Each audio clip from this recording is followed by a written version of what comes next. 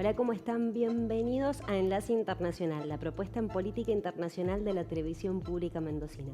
Es un gusto poder reencontrarnos una nueva semana para que analicemos todo lo que está pasando en el mundo y lo vinculemos con Mendoza y con la región. Hoy vamos a estar hablando de los principales temas coyunturales, como por ejemplo esto que se anunció de que Colombia y Venezuela reabren sus fronteras a partir del 26 de septiembre. Vamos a estar analizándolo. Vamos a analizar también una ley que aprobó Corea del Norte que la califica como un estado nuclear. Y también vamos a estar hablando, por supuesto, del impacto geopolítico de la muerte de la reina Isabel II y qué es lo que le depara a la monarquía ahora con Carlos III. También vamos a tener el segmento de ambiente, como todas las semanas, y una propuesta interesantísima en materia cultural. Pero veamos el siguiente video y ya empezamos.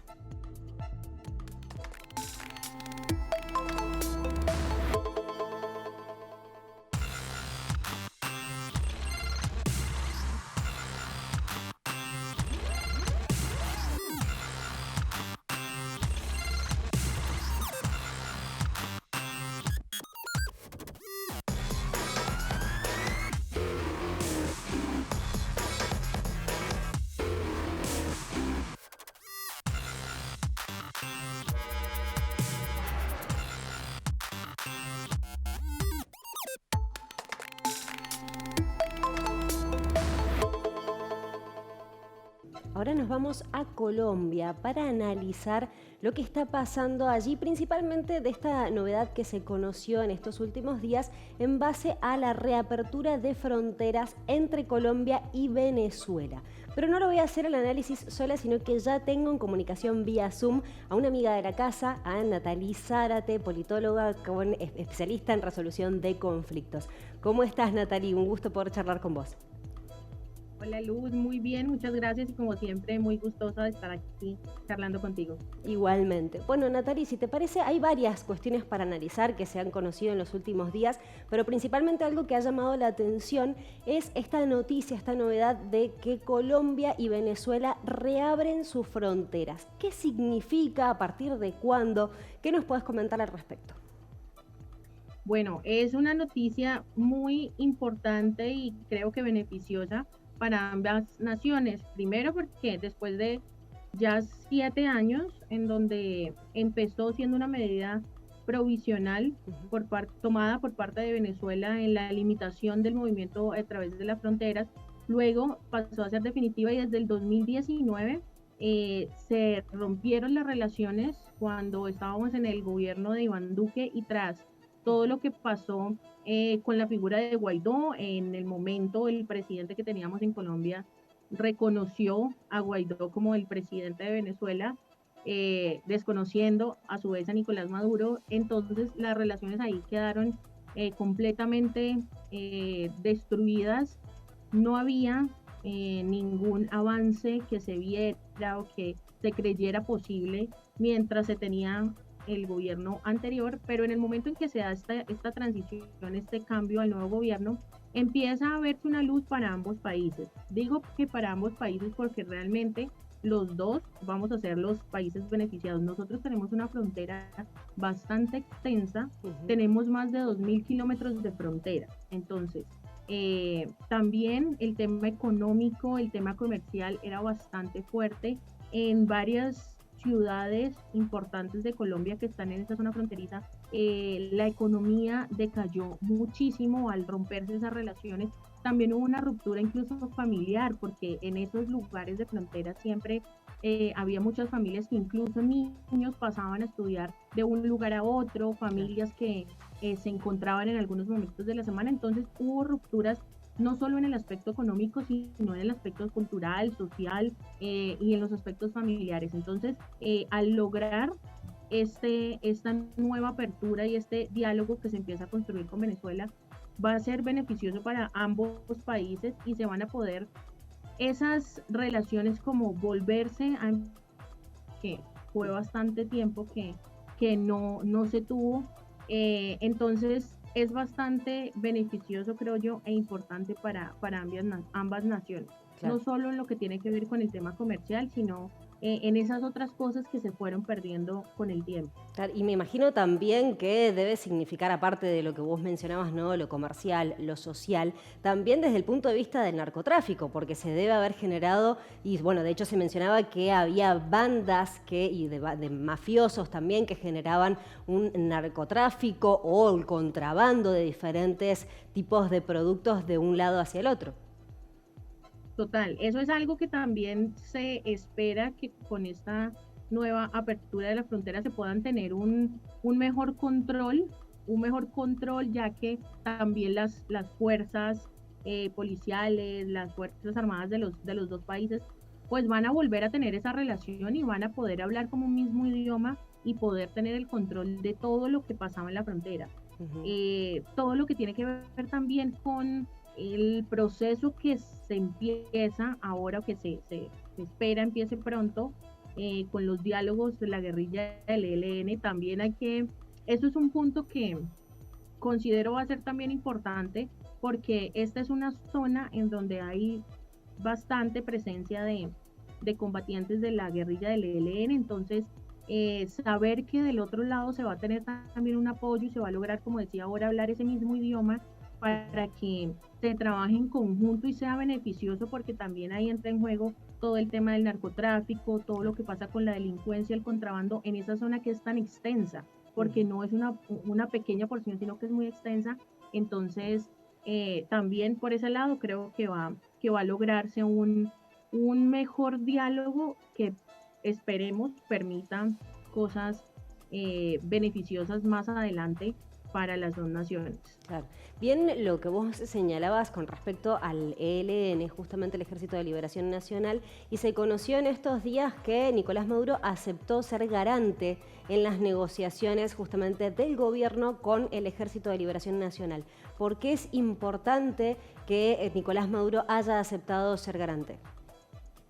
Bueno, eso también es un mensaje para Venezuela, también de parte de Colombia, siento que es un mensaje de, bueno, hay una credibilidad, hay un voto de confianza que se le está dando desde acá, y además, como te decía, lo de la ubicación en el territorio, también entrega de parte de Nicolás Maduro un compromiso de, bueno, voy a estar acá, voy a ser parte de este proceso, voy a ser garante y también voy a encargarme de velar que en los territorios y lo que pasa en esos territorios pues no siga sucediendo, y que vamos todos a construir ese proceso y a dialogar para lograr un acuerdo de paz con esta guerrilla, y nosotros desde nuestra postura, porque también es algo importante para el gobierno de Venezuela. Creo que esta reapertura de las fronteras con Colombia le da a ellos algo que de cierta forma creo que también buscaban, y es esa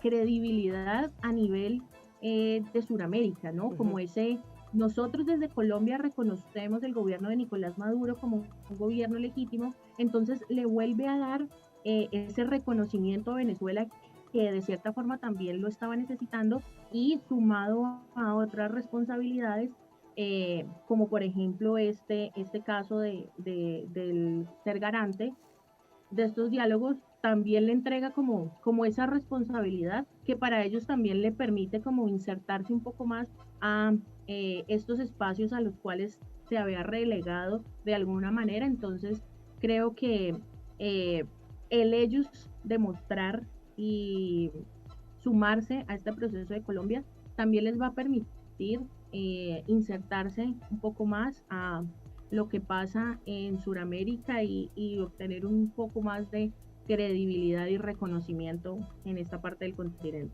Claro. Te consulto, Natalie, teniendo en cuenta el tema de Venezuela, de que teóricamente en 2024 tendría que haber elecciones allí en Venezuela, ¿cuál vendría a ser o sea, ¿creéis vos que Gustavo Petro puede tener un rol preponderante para lograr que nuevamente se retomen las conversaciones entre gobierno y oposición de Venezuela que se suspendieron, que se habían dado en México y se terminaron suspendiendo el año pasado? Bueno, yo creo que voluntad probablemente haya, y siempre desde su papel conciliador y desde lo que pueda aportar en ese proceso. Es importante la figura de Gustavo Petro. No sé qué tanto él quiera llegar hasta allá, porque siempre también ha buscado tener como un lugar y llegar hasta cierto punto, como no ir más allá de pronto de lo que él cree conveniente ir. Entonces, que pueda tener la voluntad, que él creo que puede ser una buena figura o un buen punto mediador, sí, que lo haga y que decida como involucrarse un poco más, no estaría tan segura, no creo que en este momento llegue hasta allá. Bien. Te consulto, Nathalie, bueno, básicamente Gustavo Petro cumplió un poco más de un mes allí en la presidencia. ¿Cómo se encuentra en esta posición? ¿Todavía continúa en lo que le suelen llamar la luna de miel? ¿Ya tiene algún tipo de inconveniente? ¿Cómo evalúas vos el primer mes, un poco más del primer mes de Gustavo Petro en la presidencia? Bueno, esto ha tenido de todo un poco, como siempre hay unos sectores que no estaban muy contentos desde que llegó a la presidencia Gustavo Petro y que a medida que ha pasado el tiempo ya van surgiendo medidas que uno entiende que para esos sectores no son convenientes. Sectores como cuáles, los más adinerados de Colombia, esos que el presidente denomina súper ricos. Ahí ya viene como ese descontento y esa clase política eh, tradicional que se piensa una Colombia diferente, una Colombia más puesta desde esas ideas neoliberales y demás. Entonces, a esta clase política y a estos sectores, pues la cosa no le ha agradado mucho y algunas medidas. Surge entonces el tema de la reforma tributaria. Últimamente, otra decisión que ha sido bastante polémica es el alza en los precios de la gasolina y decisiones que se deben tomar, que lo entiendo y lo analizo así, que debe tomar el gobierno, porque infortunadamente Colombia a nivel económico quedó muy mal después de no solamente después del gobierno de Duque, sino que eso sumémosle que en ese momento se vivió la pandemia, todas las cosas que afectaron a nivel mundial, más toda la problemática que trae Colombia de tiempo atrás a nivel económico, pues infortunadamente nos dejó muy mal en ese aspecto y dentro de todas esas reformas que se quieren hacer, esas medidas que se quieren tomar, no hay un capital suficiente como para decir no necesitamos una reforma, eso sí, una reforma completamente diferente a la anterior porque estaba enfocada no en la clase baja, en clase media y algunos sectores de la clase alta, sino que está enfocada en lo que te decía ahora, esos que conocemos como súper ricos, estos que tienen el capital para sumar un poco más en sus impuestos para que el país logre esa estabilidad. Entonces, vienen los que aparecen, esos que no les parece mucho la idea, pero aparecen otros que sí, muchos empresarios, y ese sector se ha visto que ha estado acompañando las decisiones que ha tomado el gobierno.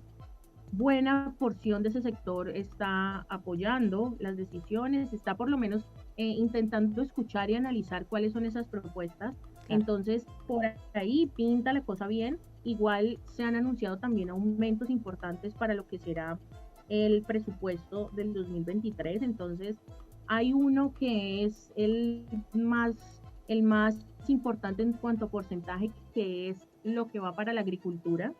Es un aumento de casi el 100% de los recursos que iría para agricultura. Entonces, ahí también se le suma aumento del presupuesto de salud, de educación, lo que te decía, la agricultura, también subsidio aparte de energía, claro, a la cultura. Entonces, en lo que se ve que se proyecta Gustavo Petro, pues está siguiendo esa línea que escuchamos como propuesta en su campaña. Entonces, por ahí, hasta el momento vemos que va enfocado y que se están tomando medidas que pues, quisiéramos muchos que no fueran necesarias tomar, pero como te decía, a nivel económico Colombia no está muy bien parada, entonces claro, hay que buscar de dónde se tienen esos recursos y cómo se va organizando ese proceso. Asimismo, también se propusieron y se van a implementar unos diálogos regionales vinculantes en 48 regiones para empezar a estructurar todo lo que tiene que ver con la construcción del Plan Nacional de Desarrollo. Entonces, también se han venido adelantando esos procesos y hasta ahora pues, eso ha sido como lo más relevante y también en unos casos polémico de lo que ha sido este tiempo de Gustavo Petro en la presidencia. Bien, clarísimo, Natalie. La verdad que siempre es un gusto poder dialogar con vos en base a estos temas y seguramente te vamos a estar volviendo a contactar porque hay que ver qué es lo que pasa con respecto a este aumento que señaló, que bien marcabas vos recién, con respecto al combustible, que el sector del transporte ha dicho que si esto se lleva a cabo van a realizar protestas, así que seguramente vamos a estar atentos a ver qué es lo que ocurre allí. Bueno, en ese aspecto, Luz, sí quería hacerte una aclaración que la ha hecho el presidente Gustavo Petro, Sí. En donde se habla que ese aumento del precio del combustible no será para transporte de carga ni para transporte de pasajeros, Bien, clarísimo. sino que va para algunos en específico.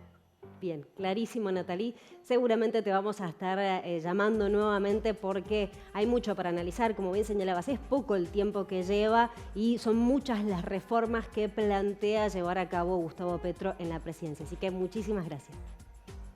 Con mucho gusto, siempre un placer hablar contigo y estamos de nuevo en contacto. Un abrazo. Un abrazo. Hablábamos con Natalie Zárate, politóloga con énfasis en resolución de conflictos y especialista en derechos humanos, además de docente. Siempre es un gusto poder dialogar con ella para analizar todo lo que está pasando, en este caso puntualmente la novedad de la reapertura de fronteras entre Colombia y Venezuela, que va a ser a partir del 26 de septiembre en el marco de que se retomaran los diálogos o las conversaciones y las relaciones formales entre estos dos países y también la particularidad de que Nicolás Maduro va a ser, o por lo menos aceptó ser garante en las negociaciones con el ELN, el Ejército de Liberación Nacional, la guerrilla que todavía está activa, y el gobierno de Gustavo Petro. Así que la verdad que siempre es un gusto poder charlar con ella. Pero nosotros ahora nos vamos a Corea del Norte porque lo que está pasando allí genera muchísima preocupación. ¿A qué se debe? Bueno, básicamente a que Corea del Norte aprobó en los últimos días una legislación que lo que hace es catalogar a Corea del Norte como un estado nuclear y lo autoriza a justamente realizar ataques preventivos nucleares contra estados no nucleares y nucleares. ¿Sí? Básicamente, digamos, deja como que el texto es muy abstracto y deja abierta la interpretación en frente a cualquier tipo de amenaza pueden realizar ataques preventivos nucleares. Esto es una actualización de una política anterior de Corea del Norte que decía que conservaba las armas nucleares hasta que otros países empezaran a desnuclearizarse también y obviamente se había comprometido a no utilizarlas en contra de estados no nucleares. La cuestión es que ahora reivindican entonces el estado como nuclear, autorizan estos ataques preventivos y realmente genera mucha preocupación más en el contexto en el que estamos viviendo actualmente de guerra. Recordemos que desde hace años, en 2003, Corea del Norte se sale del Tratado de No Proliferación Nuclear, pero desde a partir de allí se han generado distintas instancias para lograr la desnuclearización de este país.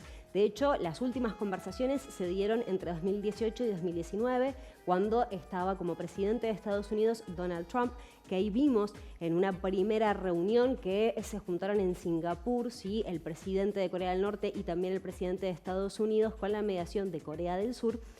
Y avanzaron hacia otras conversaciones que se dieron en Hanoi que se interrumpieron abruptamente porque Corea del Norte lo que pedía era que se levantaran todo tipo de sanciones occidentales en su contra para desnuclearizarse. La cuestión es que Donald Trump no aceptó las peticiones de Corea del Norte y allí quedaron suspendidas las conversaciones.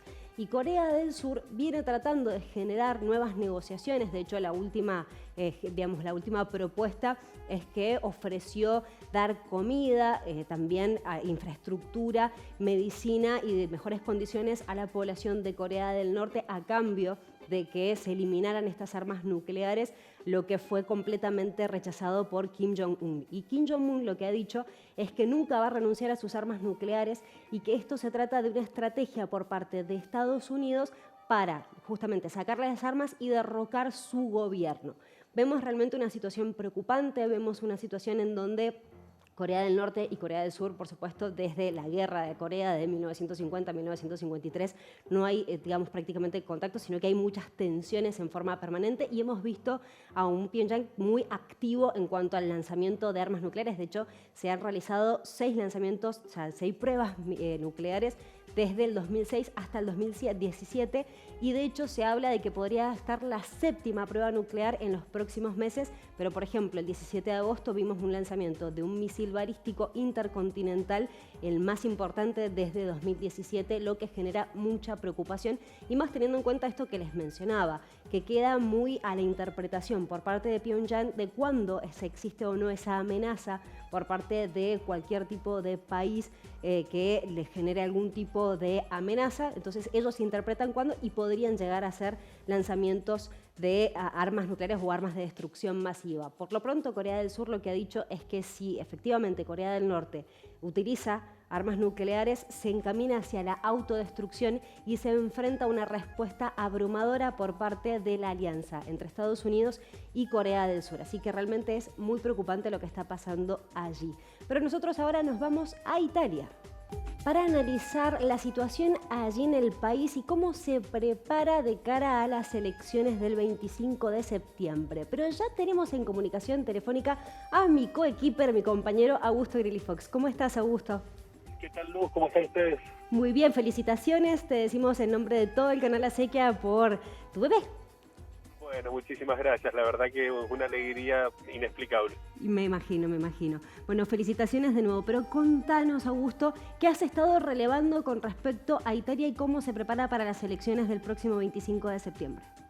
Bueno, vemos un contexto bastante particular donde se llega a un proceso electoral, podríamos decir, relativamente forzado, en el sentido de esta caída de gobierno que depuso a Mario Draghi como primer ministro. De hecho, llamaba la atención porque se había logrado una estabilidad y un acompañamiento internacional que hacía tiempo Italia no conseguía.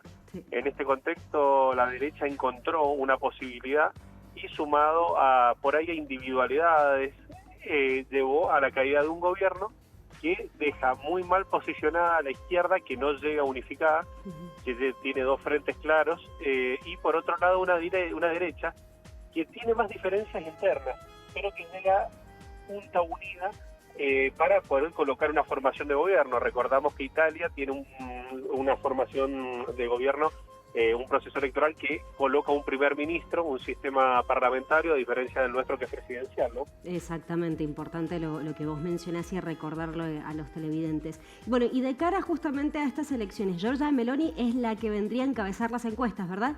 Exacto, de hecho, hoy por hoy le están dando una ventaja importante. Hay encuestas que la colocan alrededor de 18 puntos por encima en lo que sería la formación de gobierno, ¿no? Sobre la formación de gobierno que podría llegar a formar la izquierda, alrededor de 48 puntos la derecha y alrededor de 30 puntos tendría 34 la izquierda. En forma individual, Meloni llegaría alrededor de 24 puntos, a diferencia de la democracia italiana, que llegaría a 23 puntos. Pero el factor determinante es justamente lo que potencia y lo que acumulan Matteo Salvini y la estructura partidaria que tenía Silvio Berlusconi. Exactamente, importante lo que señalás. Y con una particularidad también, porque con el cambio de la ley electoral son menos cantidad de senadores, menos cantidad de diputados y podría llegar a tener mayoría absoluta. Podría llegar a darse ese marco. Hay que ver también qué pasa con algunos partidos minoritarios que hoy por hoy miden poco. Hay que ver si llegan con esto. Me refiero, por ejemplo, al Movimiento 5 Estrellas, que hoy por hoy no llega a los 10 puntos. Y, de hecho, esa suma sería determinante para la centroizquierda. Hay que ver cómo se termina de dar este contexto, que un mes en materia política es mucho tiempo, No creo que sea tiempo como para modificar un potencial triunfo de Meloni, pero sí creo que puede llegar a darle un poco más de espalda a una centroizquierda sobre estos partidos minoritarios que se han ido desglosando, y capaz que este voto, por ahí podríamos decir por una lógica de miedo o de terror entre ambos actores, permita justamente que pueda engrosar un poco más la cantidad de parlamentarios que tenga la centroizquierda italiana, ¿no? Bien, clarísimo, Augusto. Bueno, como siempre es un gusto charlar con vos y esperamos tenerte prontito por acá. No, por supuesto, la semana que viene calculo que estaremos juntos. Recordar nada más que el 25 son las elecciones en Italia, así que ahí vamos a tener novedades. Exactamente, vamos a tener novedades. Bueno, nos reencontramos entonces, quizá la semana que viene, usted disfrute de su familia y bueno, te mandamos un beso muy grande. Un fuerte abrazo, que estén muy lindos. Hablábamos con Augusto Grilli Fox, mi coequiper, mi compañero de todas las semanas, que obviamente, como ha sido papá, está disfrutando también de su familia y acompañar a su pequeña bebé. Así que bueno, hacíamos el análisis entonces de cómo se presenta Italia, cómo se está preparando para las elecciones, que falta muy poquito, 25 de septiembre, en donde la derecha estaría encabezando las encuestas. Nosotros nos vamos a un breve corte, pero ya volvemos con el análisis de la muerte de Isabel II, la reina del Reino Unido.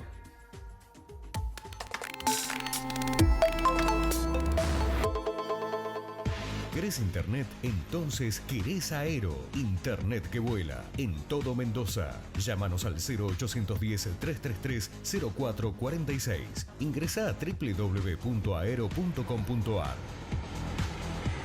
Aero. Internet que vuela.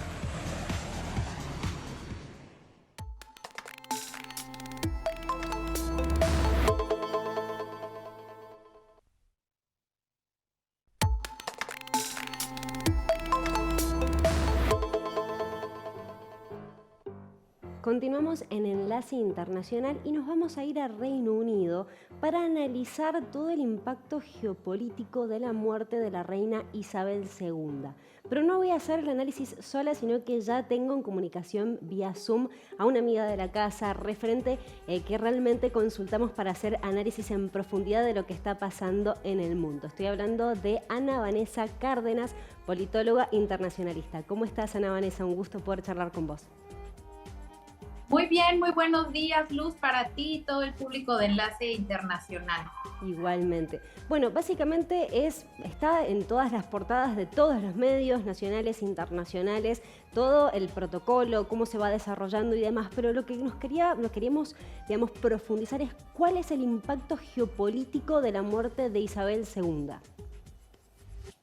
Así es, Luz, la reina Isabel no solamente representaba a la monarca del Reino Unido, la más longeva, sino representa toda una época de sobrevivencia, incluso de las monarquías en un mundo en que han sido muy cuestionadas desde el siglo XIX, ¿no? Representa dos instituciones además muy importantes, muy antiguas, como es la Iglesia, en este caso a la anglicana, de la cual ella también era líder, y a la monarquía, y ha logrado a través de estrategias, de negociación e incluso de mañas, hay que decirlo así, sobrevivir a los embates de los tiempos modernos y mantener, ¿no?, este escenario geopolítico, respondiendo a tu pregunta, de unidad con la Commonwealth, es decir, no desvincularse del todo de aquel pasado colonial que le dio el orgullo y que le dio la calidad de potencia en un momento dado durante el imperialismo y después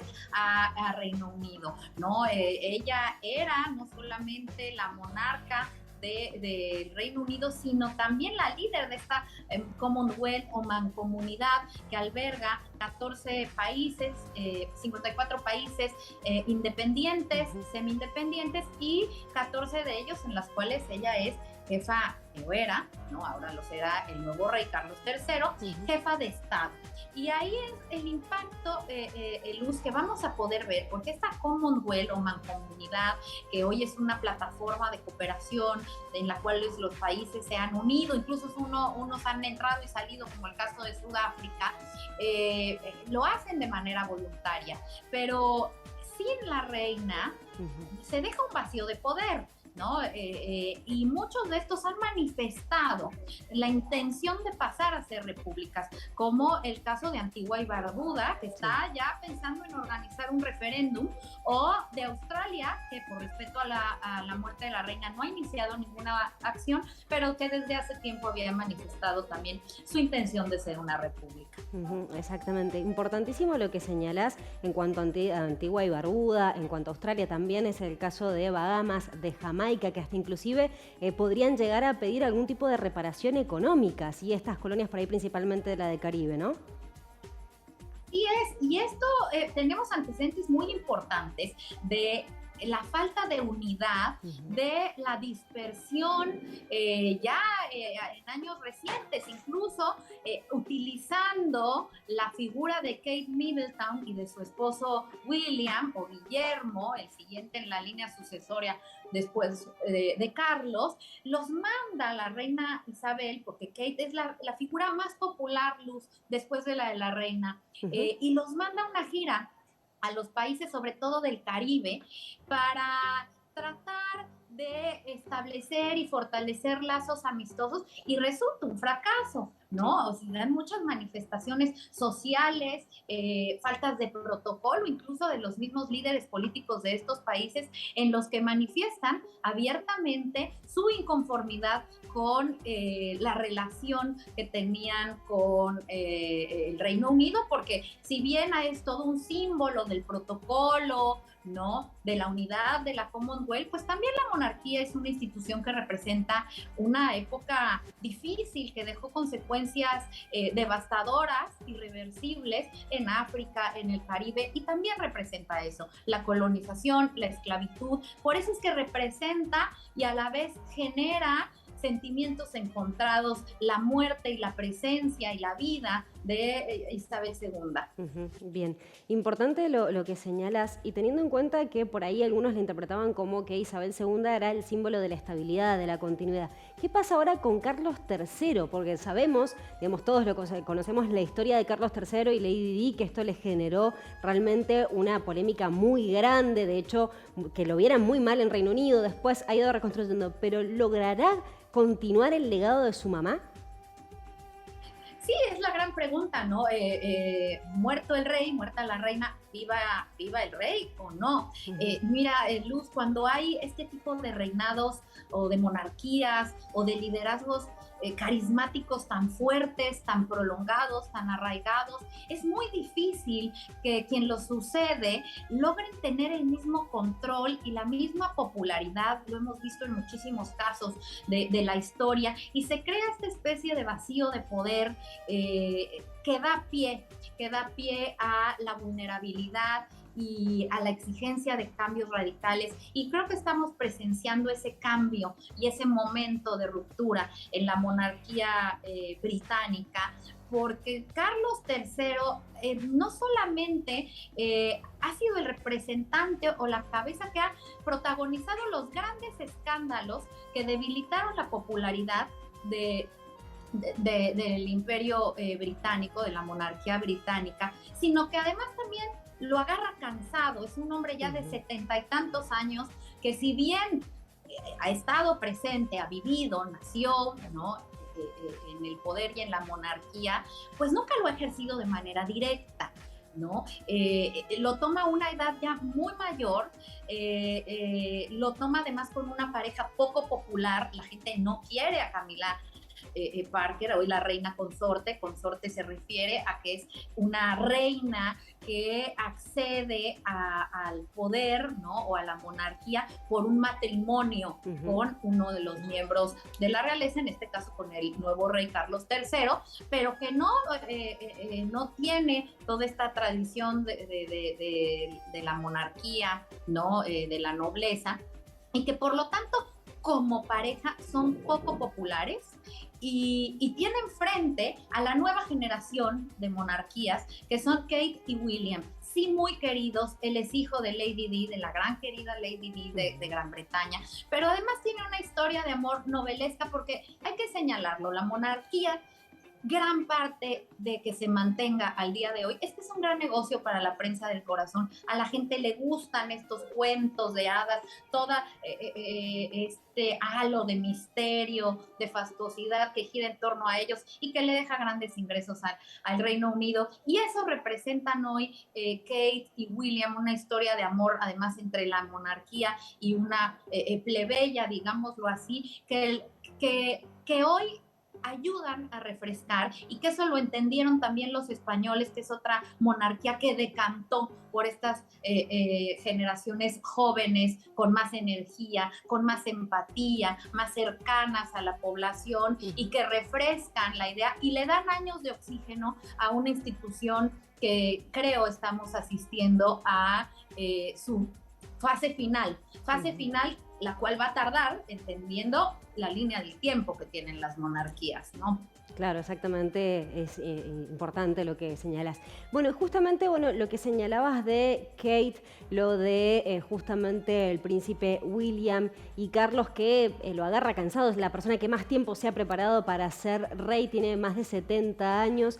Bueno, pero también se va a encontrar con otros desafíos, como bien mencionábamos recién, no solamente de las colonias, sino dentro de lo que es el reino, con un desafío por lo menos fundamental que tiene que ver, uno, por un lado, Escocia, que está buscando generar un nuevo referéndum de independencia, y por el otro lado, el conflicto con Irlanda del Norte.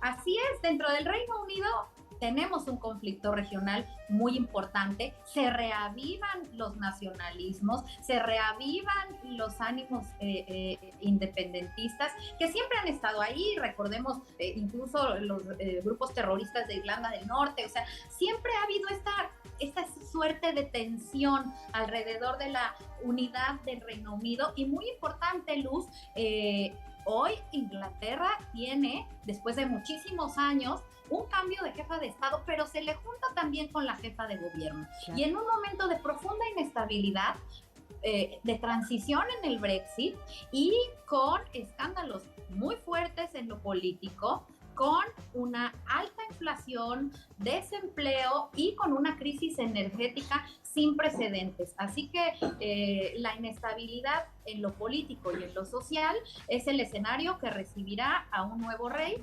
debilitado, junto con una primera ministra que pues se sacó la rifa del tigre, ¿no? Una situación muy complicada también para Liz Truss. Claro.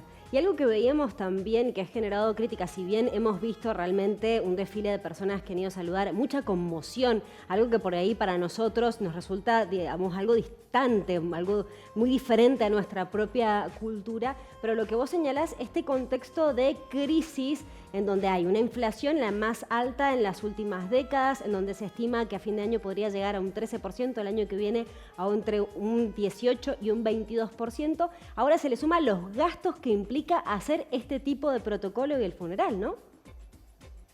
No, desde luego, es una inversión cuantiosa, es una inversión importante, pero también que saben que le es retribuida. Mucha gente está viajando de todos los continentes a darle el adiós a Isabel II, está comprando souvenirs a través de internet, etcétera. Entonces también es un negocio, y es un negocio todavía rentable la monarquía, pero que por otro lado, como bien mencionas, Luz, pues muy cuestionada en un momento de crisis. Toda esta parafernalia que le cuesta al pueblo, ¿no? Los salarios millonarios en euros que se han revelado que se le darán a Carlos III, pues también incendian a estos grupos que ven en este momento un parteaguas para que la monarquía deje de existir, ¿no?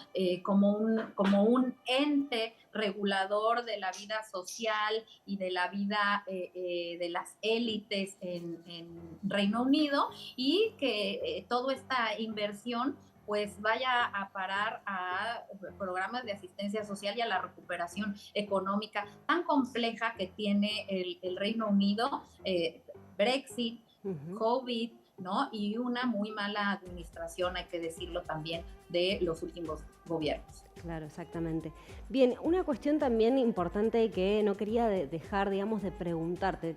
Bien sabemos que el rol del rey no es un rol político, sino más bien simbólico, pero teniendo en cuenta lo que vos mencionabas de que es Liz Truss la nueva primera ministra, ¿crees que esto pueda llegar a ser un momento favorable para la Argentina en cuanto justamente el reclamo de la soberanía por las Islas Malvinas? Y bueno, de forma inmediata, ¿no? A la muerte de la reina, pues vimos que hubo varios pronunciamientos en Argentina a favor de traer el caso sobre la mesa, y desde luego yo creo que es uno de los momentos más favorables para los países de la Commonwealth que quieren hacer estos reclamos, que se quieren salir, formar sus repúblicas, pero también en el caso de Argentina para traer el tema ¿no? Ante un gobierno que no tendrá las prioridades puestas en América Latina, sino al interior y en la unidad de su bloque regional. Así que pues puede ser, ¿no?, que se abra este espacio de negociación en el cual al menos las conversaciones puedan fluir hacia otro tipo de acuerdos. Exactamente, más teniendo en cuenta por ahí el último encuentro en el que tuvo nuestro presidente Alberto Fernández con el ex primer ministro Boris Johnson, en el que volvió a mencionar el tema, pero no hubo ningún tipo de respuesta por Reino Unido. Por ahí es nuestro gran tema, por lo menos nosotros manifestamos un respeto, obviamente por la muerte de la reina Isabel, pero tenemos siempre como prioridad las Islas Malvinas. No, así es, y desde luego que más allá de las exequias y de todo el protocolo por el fallecimiento de la reina Isabel, la política sigue y lo entienden los británicos muy bien. Por eso es que el nuevo rey asume de manera inmediata desde que muere el rey anterior, ¿no? Sí. De ahí la frase, muerto el rey, viva el rey, porque se sabe que dejar un espacio sin movilidad política es poco costeable, es dañino, y de forma inmediata incluso se reunió con el Parlamento, ¿no?, y con Liz Truss, el rey Carlos III, para hacer las maniobras políticas pertinentes. Exactamente. Bueno, Ana Vanessa, la verdad que ha sido un placer poder charlar con vos y hacer este análisis geopolítico de la muerte de Isabel II y qué es lo que le depara a la monarquía de Carlos III. Gracias, Luz. Igualmente un saludo para todos ustedes y bueno, pues continuaremos con el análisis de los días subsecuentes a la muerte de Isabel II. Por supuesto, muchas gracias. Hablábamos con Ana Vanessa Cárdenas, politóloga internacionalista desde Mérida, México, que nos daba un análisis del impacto geopolítico de la muerte de Isabel II y además de qué es lo que le depara a Carlos III. Nosotros nos vamos a un breve corte y ya volvemos con el segmento de ambiente y con una propuesta interesantísima en cultura.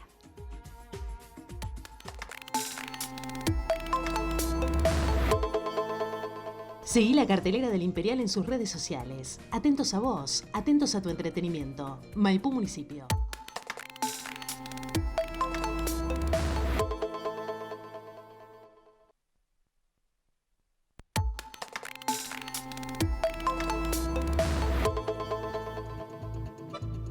Continuamos en Enlace Internacional y en este último bloque hablamos de lo que es el segmento de ambiente. En un ratito nada más, como les había anticipado, tenemos el segmento de cultura con una propuesta súper interesante, pero en el segmento de ambiente tenemos que hablar de una noticia no tan alegre que tiene que ver con Pakistán y las inundaciones que han afectado a este país. Sí, entre julio y agosto el país se vio afectado por una serie de lluvias que han provocado inundaciones y que han afectado por lo menos un tercio de la población. Se habla de 1.400 personas fallecidas, entre ellas 500 niños, 12.000 personas heridas y 33 millones de personas afectadas justamente por las inundaciones. Calles y casas anegadas, realmente la situación es catastrófica. Y producto de esta situación, Antonio Guterres, el secretario general de la ONU, visitó las zonas más afectadas y llamó a una concientización del mundo, pidió al mundo que genere una ayuda para este país que realmente está muy afectado. Llamó a que, bueno, justamente esto se debe, estas inundaciones y estas lluvias torrenciales se deben al cambio climático y que es consecuencia, llamó también lo que dijo es que es consecuencia de esta, digamos, aumento de la temperatura de la Tierra, del cambio climático, y los principales responsables son los países desarrollados que siguen utilizando la emisión de gases de efecto invernadero y los países en desarrollo son los que pagan un alto precio. La situación allí en Pakistán, como les decía, es realmente muy preocupante. Como para tener una idea, entre lo que fue julio y agosto recibió 391 milímetros de lluvia, lo que implica un 190% más de lo que es la media en los últimos 30 años y hasta inclusive en la provincia meridional de Sindh llovió casi un 500%, 466% más de lo que suele llover en lo que es la media de 30 años. Así que la situación es muy preocupante en Pakistán y vamos a seguir atentos. Pero bueno, nosotros ahora pasamos al segmento de cultura, un segmento más alegre, y la verdad que yo estoy muy contenta porque no estoy sola y hoy me va a traer unas propuestas, realmente alguien muy especial, alguien a quien queremos muchísimo aquí en Enlace Internacional. Estamos hablando de Adrián Biasori, que es guionista y productor audiovisual. ¿Cómo estás, Adri? Hola, ¿cómo estás, Luz? Bueno, muchas gracias. Gracias por la invitación. Bueno, básicamente nos encanta que estés con nosotros, que iniciemos por ahí estas intervenciones, porque qué más que una persona idónea para introducirnos y decirnos algunas propuestas que nos ayuden a entender hechos históricos y en este caso puntual, la muerte de la reina Isabel II. La muerte de Isabel II, que en realidad nos hace pensar en la representación que tiene en el cine el reinado de Isabel, claro, en particular, pero las monarquías en general, ¿sí? Generalmente las narraciones cinematográficas, bueno, ahora las series que son tan famosas, que están por todos lados, sí, y que vemos muchas series, hablan del poder, y justamente las monarquías tienen un peso específico muy fuerte, claro, en este correlato de poder que sucede. Y además no solamente tiene esta cuestión de poder, sino elementos estéticos muy fuertes, sí, performáticos. A mí me encanta. Que genera algo, sí, algo genera las realezas. Más allá del lugar donde te toque estar, claro, y del lugar que vos estés y cuál sea tu posición frente a la realeza. Bueno, y esto ha sido en el cine siempre un atractivo. Y para este caso particular, sí, del tema de la muerte de Isabel II, bueno, les proponemos ver algunos contenidos. Claro. Uno es la película The Queen, sí, una película del año 2006, ¿sí? Dirigida por Stephen Frears, sí, que habla de un momento muy específico y particular del reinado de Isabel II. Convengamos que Isabel II ha tenido un reinado bastante popular. Sí. Es muy importante ser popular para los reyes. 70 años también gobernando. 70 años de reinado, y toma el momento de la muerte de Lady Di. Un tema complicado. Complicadísimo para la reina. Además, siendo Lady Di una persona que ya no pertenecía teóricamente a la realeza, porque ella se había separado de Carlos. Pero una princesa adorada por... la reina de los corazones, la reina de los corazones, tal cual. Entonces, ese momento pone en jaque la popularidad de la monarquía en general, y donde la reina al principio no entiende mucho qué está pasando, o la gravitación de la muerte de Lady Di en el corazón y en la angustia de ese pueblo, y cómo debía ella, como realeza y como monarquía, responder frente a eso. Claro. Es muy importante el rol de Tony Blair, que es el primer ministro de ese momento. Que de hecho es el que la conduce a la reina a que actúe, digamos. Claro, justamente es una de las tareas más importantes que tuvo que hacer durante su periodo, ¿no? Claro. Entonces, bueno, es interesante desde este punto de vista, ¿sí? Desde el punto de vista de cuando se pone en jaque el poder de una monarquía en relación a cómo los ve el pueblo. Bien, ¿sí? A ver, este tema de la realeza, de familias, que vienen desde la historia, con mucho dinero y con mucho poder, también necesitan de que la gente los quiera. Exacto, ¿sí? El respaldo popular es fundamental. ¿Dónde pueden ver la peli? La peli está disponible en internet en general, ¿sí?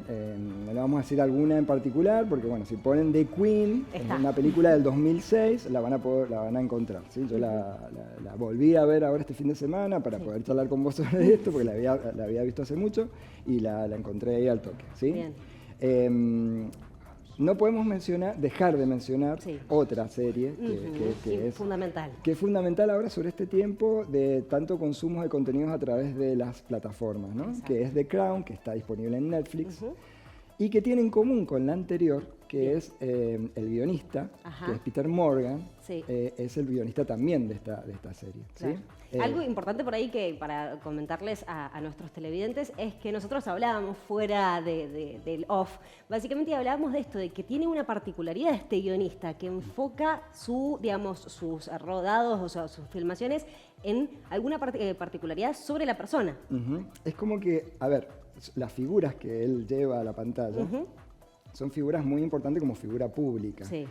¿Y qué trata de hacer él? Trata de rescatar la persona humana. que hay detrás de esa figura pública, que tiene un poder y que tiene una gravitación en las decisiones que afectan a muchas personas, pero que hay una persona detrás de todo eso, ¿sí? Exacto. Trabaja ese concepto. Claro, ¿sí? algo tan por ahí importante, teniendo en cuenta que nosotros por ahí, en la lejanía que tenemos hacia el Reino Unido y hacia la monarquía y ese sentimiento monárquico, entender que hay una figura, una persona detrás de la reina, que nosotros lo veíamos como la monarca, alguien distante, bueno, te muestran los personajes justamente de The Crown, que tiene una vida, tiene sus problemas personales, pero en cierta forma tiene que dejarlos relegados por gobernar. Sí, tal cual. Bueno, y eso está reflejado en la serie. En la serie. Bueno, la serie, ahora hay 4 temporadas disponibles en Netflix. Se está grabando la 5ª, ¿sí? En donde la reina ha sido interpretada por distintas actrices a lo largo de estas temporadas. Acá me los anoté porque, bueno, aparte están en inglés. Exacto. Vos me vas a decir si están bien. Yo te digo si la Claire pronunciación. Foy fue la primera actriz que interpretó la parte de la reina desde el casamiento con Felipe de Edimburgo. Son las primeras 2 temporadas. La tercera y la cuarta es con Olivia Colman, ¿sí? La famosa Olivia Colman.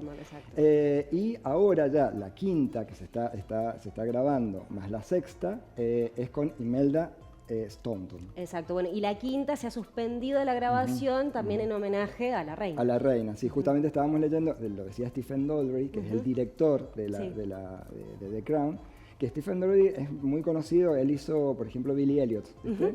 Una película que tuvo mucho éxito, muchísimo por eso la menciono. O Las Horas también, bueno.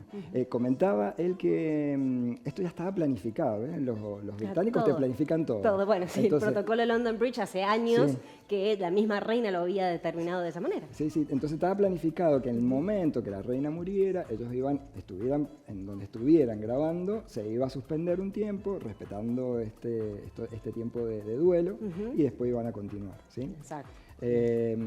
La serie termina, digamos, en el siglo XX. Es desde este casamiento que te comenté, el casamiento con Felipe, hasta siglo XX. No está previsto que tome esta última parte con la muerte de la reina. Quizás ahora, a partir de ahora, ¿quién dice capaz que con una 7ª o 8ª temporada? Exacto, con la repercusión que ha tenido justamente todo el acto protocolar y justamente el funeral que va a ser el lunes. Y tenés otra propuesta más, ¿qué más trajiste? Bueno, y al principio te decía, esto de la representación que tiene en el cine, el tema de del reinado, y que algo debe tener estos reinados, que generan tanta atención, tienen un tema estético muy fuerte, una cuestión performática, los protocolos y todo eso. Y hablando de esta parte estética, es increíble cómo pueblos, países que no tienen nada que ver, digamos, en su historia con esto, o han tenido que ver desde otro lugar, han creado otros tipos de reinados que continúan o que toman estos elementos, ¿sí? Que toman los elementos de la corona, de la reina, de la soberana, de la capa, del cetro, ¿no? Sí. Bueno, sabemos, Mendoza tiene el reina, exacto. San Juan, distintos lugares, distintas localidades y provincias de Argentina tienen ese tema. Entonces, me parecía interesante para hablar sobre este tema, y un poco caprichoso también, pero bueno, la vida es caprichosa. Pero me encanta, porque es algo distinto que nuestros televidentes no están acostumbrados con nosotros. Bueno, un corto que me llamó mucho la atención, ya tiene unos añitos, es del 2013, que se llama La Reina, justamente. Sí. Y este corto es de Abramovic, no me acuerdo el nombre ahora, a ver, lo tengo anotado acá, de Emanuel Abramovic. Emanuel. Está sonando un celular. Bueno, y en realidad habla sobre una nena que está compitiendo en uno de estos concursos para ser reina. Un concurso de belleza. Y me parece muy interesante. Sí, yo también lo vi. Bueno, de hecho, es importante para ahí destacarlo para quienes lo quieran ver. Está en Vimeo. Está en Vimeo, tienen que buscar La Reina, cortometraje, y el nombre del director, que es Manuel Abramovic, y bueno. Bien, a mí lo que me llamó muchísimo la atención del corto, aparte de llamar a la reflexión y cómo nosotros vivimos a partir de distintas culturas los reinados, el sometimiento al que la hacen pasar a la chica con respecto al tema del reinado. O sea, por ejemplo, le dan un traje que pesa como 4 kilos. La corona 4 kilos. Pobrecita, en un momento que realmente ya no la puede llevar más a la corona, ¿no? Esta simbología increíble. Bueno, es la mujer la que asume en estos reinados ese rol, ¿no? El rol de la reina. y en este caso particular una nena, una niña, ¿sí? Exacto. Entonces, como una reflexión a partir de este tema de los reinados. Me encantó. De toda su estética. Interesantísimas las propuestas. Ya saben, tienen 3 entonces propuestas para ver durante el fin de semana, también para ayudarnos a entender todo lo que está pasando en el Reino Unido a partir del protocolo London Bridge y justamente el lunes el acto funerario de Estado y el entierro de la reina. Así que bueno, muchísimas gracias, Adri, la verdad. Bueno, antes de irnos, sí, me pidieron que no dejara de preguntarte, y además lo necesito, que nos cuentes tu look. Ay, me encanta el look y me encanta que me lo pidas porque la verdad que es hermoso lo que me ha dado el atelier. Si vamos por abajo, mire lo que son las botas de cuero ecológico, divinas, pero me encantan. Miren lo que es el volado. Este volado ya de por sí no les da primavera alegre, me encanta con lunares. Sí, es un vestido de lino 100% natural, verde turquesa, me encanta. Los botones, miren los detalles también de los lunares. En las mangas y en el bolsillo, me encanta, es súper alegre y todo lo que tienen en el atelier es divino. Miren lo que es este brazalete también que combina y realmente resalta todo el look. Todo lo que tienen en el atelier es divino y recuerden que también trabajan moda sustentable y responsable. Así que vayan a San Lorenzo 576, Ciudad de Mendoza, que las van a estar esperando. Y gracias, Adri, a vos por acompañarnos. Gracias a ustedes. Nosotros ya nos estamos retirando. Agradecemos también a Canal Sama, a Construir TV por acompañarnos cada semana y nos reencontramos la semana que viene. Chau, chau.